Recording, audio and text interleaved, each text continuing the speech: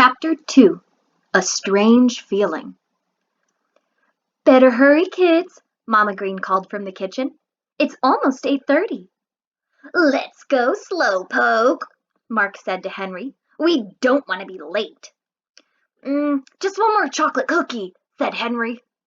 He popped it into his mouth and, still chewing, went to his room to get his books.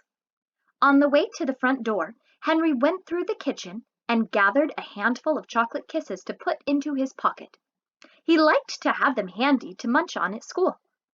But this morning, because he still felt somewhat hungry, Henry stripped the silver wrapping from 2 kisses and popped them into his mouth. Then, after a quick kiss for Mama Green, a kiss that left a little bit of chocolate on her face, Henry, Elizabeth, and Mark headed out the door on the way to school. At the corner, Henry and Mark waved goodbye to their sister, who had to take a bus to get to her high school. The boys' school, PS 123, was just another block away. At the next corner, Mrs. McIntosh, the crossing guard, waved them across the street. "The light is always green for the greens," she said. It was her own little joke, and she said it just about every morning. This morning, only Mark, who was extremely polite, smiled. Henry just didn't feel like smiling. In fact, he was beginning to feel a little strange. In the schoolyard, the boys went separate ways to join their classes. As usual, there was a lot of pushing and shoving and fooling around, but Henry, who was always very good at things like knocking hats off boys' heads and making goofy faces at the girls, was quiet. He didn't even say hi when Michael Burke, his best friend, came along. "What's the matter with you?" asked Michael, grinning. "What do you mean, what's the matter?" Henry said. "Can't I just stand here? Do I have to carry on and behave like a nut?" Okay, said Michael. "You don't have to bite my head off. It's just that you're kind of different today. Not like you at all." That makes me wonder. What is different about him? I wonder what is causing him to feel that way. Just then, the whistle blew, and all the children began marching into the school building.